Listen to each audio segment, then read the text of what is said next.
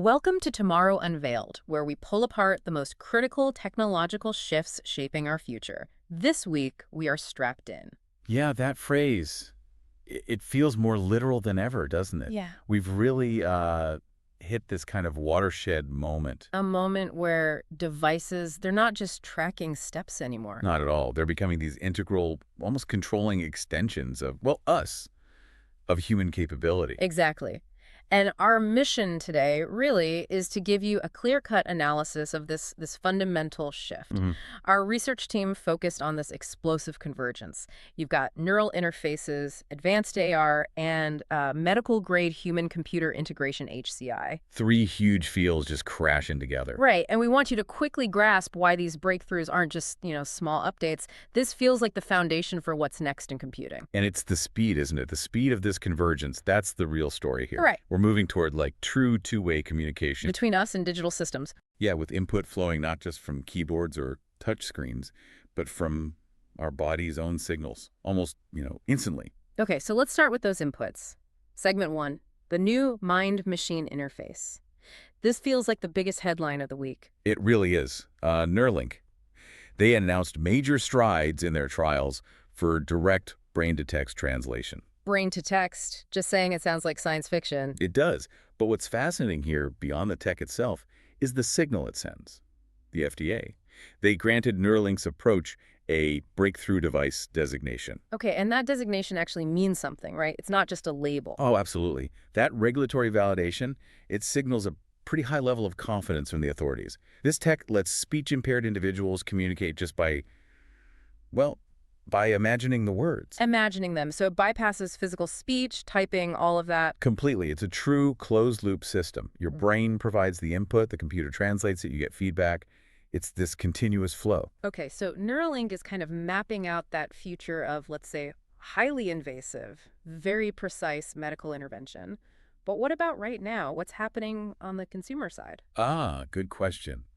And that's where Meta just jumped in, didn't they? They launched the immediate consumer application, something that gives, potentially everyone a taste of this neural control today. You're talking about the Ray-Ban glasses? The Ray-Ban display smart glasses, yeah, but paired with the Meta Neural Band. It's an EMG wristband. Okay, let's pause there because the distinction between Neuralink and Meta, that feels really important for people to get. It's crucial. Meta isn't asking you to, think thoughts at the glasses, are they? They're reading muscle signals. Exactly right. The wristband uses electromyography EMG. It detects those super subtle electrical impulses your muscles generate in your forearm. So like when I'm about to pinch my fingers or make a little flick gesture? Precisely. That tiny change in muscle tension before the movement, or the movement itself. The band captures those tiny signals and turns them into commands for the glasses. Swipe, select, that kind of thing. So, and this is key, it's not reading brainwaves, which is EEG. It's reading the intent to move via EMG. Why is that difference so critical for the consumer market right now? Well, a few reasons. EMG is way less invasive, obviously. It's less regulated. Yeah. And frankly, it avoids that creepy factor some people might feel about reading actual brain activity. Makes sense. Less intrusive. Yeah, and that's why Meta could bring it to market now. They bundled the glasses and the band at $799. $799. Okay. Which makes it effectively the first commercially viable neural control system, even if it's muscle-based neural, for mass market AR. Hands-free interaction, basically achieved through the path of least resistance. And our dedicated research team, they noted this builds on existing non-invasive tech. They found this approach can, and I'm quoting here, generalize across people for decoding gestures. What does that mean in plain English? Generalize across people. Basically means the system doesn't need weeks of training just on your specific pinch or your specific swipe. Ah, okay. It can read the fundamental human muscle signals that are pretty common across most users. So you get high bandwidth control, more or less, right out of the box. That's huge for usability. Cuts down the learning curve dramatically. Exactly. It accelerates adoption. And we're seeing that line, between invasive and non-invasive. It's getting blurrier really fast. We saw academic breakthroughs too. Georgia Tech hit, 96.4% accuracy in classifying neural signals? Yeah, using devices they called microbrains, inserted just behind the hairline. So you get highly accurate signal capture, but with minimal invasiveness compared to deeper implants. So the industry is clearly hunting for that sweet spot, right? Between accuracy and comfort, or maybe acceptability. That's the core tension, isn't it? The signals that give you the most control, the most clarity, they tend to require deeper access. But getting consumers on board demands simplicity and visibility almost. Okay, so we have input covered thoughts, gestures. Let's move to the output, what you actually see and feel. Segment 2. The augmented reality arms race. All this fancy input needs a powerful display and maybe some feedback. Absolutely. The AR display is kind of the window for these neural commands, right? So those new Meta Ray-Ban glasses, they offer a high-res monocular display. It's embedded right in the lens. Monocular, so just one eye. Yeah, for now. It gives you information, overlays, directions, maybe live translations, notifications. It's about integrating that digital layer right into your physical view, pretty seamlessly. And the competition here is just, it's heating up incredibly fast, leading to big price shifts too. Apple's Vision Pro sort of set that high-end benchmark, right? And it did. But the market's now specializing, competing hard on cost and form factor. We just saw the launch of Viature Ultra AR glasses. $600. $600, yeah, with 6OF spatial tracking, Sony micro OLEDs. That's a direct, very aggressive challenge to the Vision Pro. At like, what, 1/6 of the price? Mm-hmm. Pretty much. It shows that advanced spatial computing is possible much cheaper. And don't forget the other end, Samsung launched Project Muhan. That's high-end, $3,499 running on Android XR. Wow. So the whole ecosystem is filling out. Low-end, high-end, middle. It sounds like it's getting ready for mass production. That's a signal, yeah. But beyond just seeing things, these devices are becoming physically smarter. You use the term strapped in. If you're truly wearing this stuff all the time, it needs to feel like nothing, or at least be durable. Right, which brings us to material science. Our research team highlighted some incredible work from Carnegie Mellon. They're developing flexible, skin-mounted haptic actuators. Haptics, so like vibrations. Right, yes, but much more sophisticated than your phone buzzing. These things can deliver multi-directional sensations. Think stretching, pressure, even twisting, apparently. Oh, directly on the skin. Directly on the skin. For genuinely immersive VR or AR, where the device can, touch you back in complex ways, it changes the whole sensory experience. And if you're wearing this constantly, it needs to survive daily life. Drops, scrapes. Durability is paramount. And we saw a breakthrough there, too, with self-healing electronic skin. It recovers, 80% functionality within 10 seconds of being damaged. 10 seconds. That's basically instant repair. It's the kind of resilience you absolutely need if these electronics are going to live on your body 24/7, maybe under clothes, during workouts. Right. It moves them from fragile gadgets you protect to durable extensions of your body. Exactly. Nice to handle life. Okay, this is fascinating stuff. If you're finding this insightful, please take a moment to like this video, subscribe to Tomorrow Unveiled, and maybe consider hitting that new hype button. It really helps us reach more viewers. And of course, turn on notifications so you never miss an update on the future. Yeah, definitely do that. All right, so we've got the input, the output, the materials. Let's connect it all to real-world impact. Segment 3. Clinical adoption and health transformation. This is where that medical-grade integration is hitting FDA approvals and actually changing lives. Now. Yeah, and this, for me, is the most compelling argument for the why.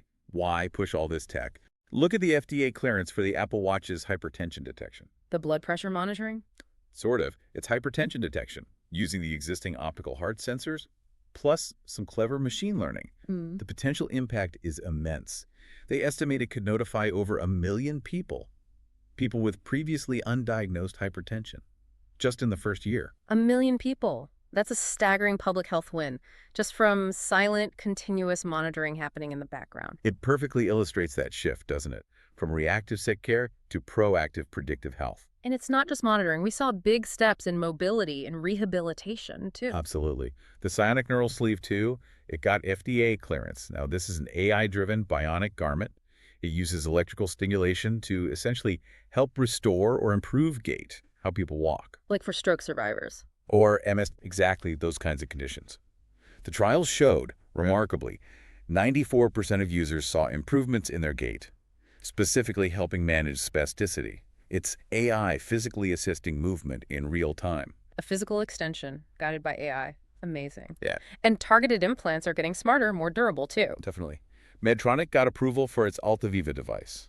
It's a neuromodulation implant for overactive bladder control. Okay. But the key thing, It's an implantable tibial nerve stimulator with a 15-year battery life. 15 years. That longevity, that signals real maturity in the technology, doesn't it? We're moving past needing frequent replacements or recharges for internal devices. It's a huge step. And even external medical wearables are getting smarter on the micro level. Look at the UCSC AHEAL device. A heal, what does that do? It's a wearable for adaptive wound therapy. It uses AI and machine learning to constantly optimize the drug dosage being delivered to a wound. Based on feedback from the wound itself. Apparently so.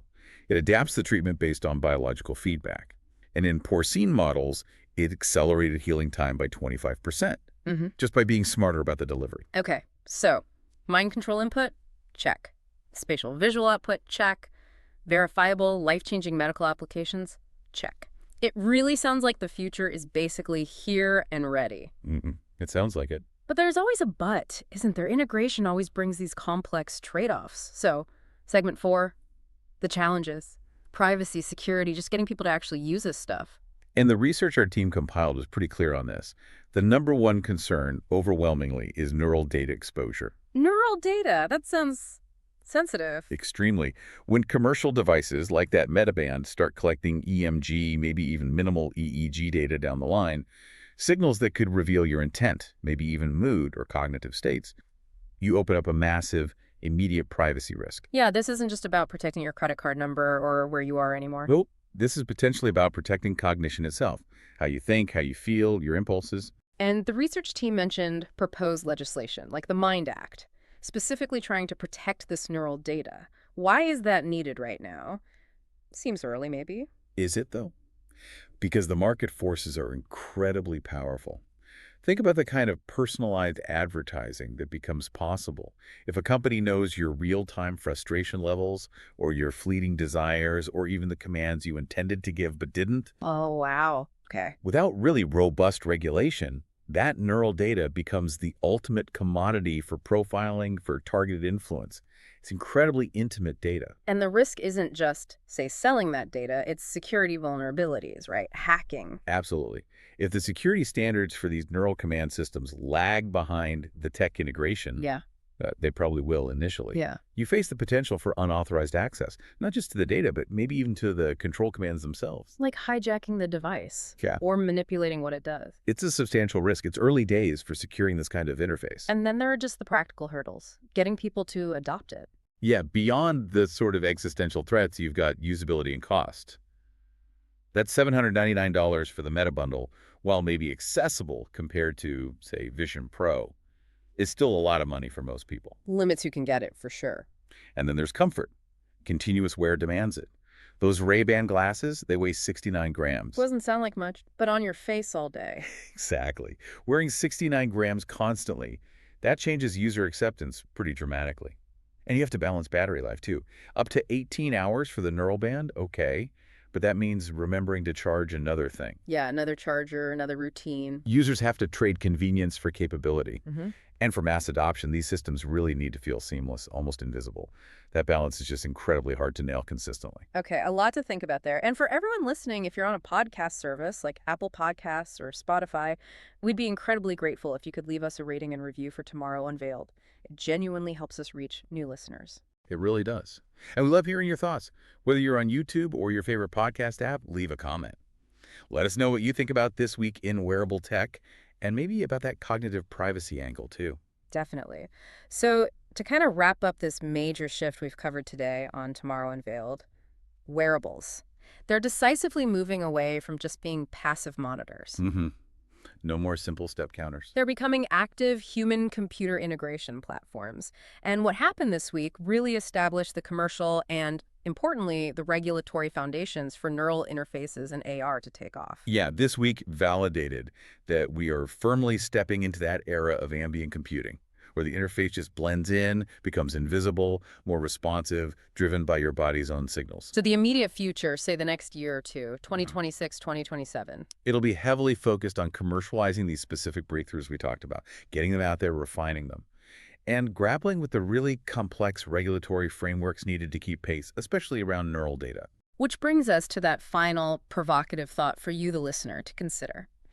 as this technology allows your thoughts, your muscle intentions to become direct, hands-free input, offering just unprecedented convenience, maybe even cognitive enhancement. Yeah, the upside is huge. But how do we balance that incredible utility with the critical need to secure and even define ownership of our newly accessible neural data? That whole cognitive privacy battle, it feels like it's only just beginning. It really does. A compelling question for the future, and definitely one we'll be watching very closely right here on Tomorrow Unveiled. Thanks for tuning in.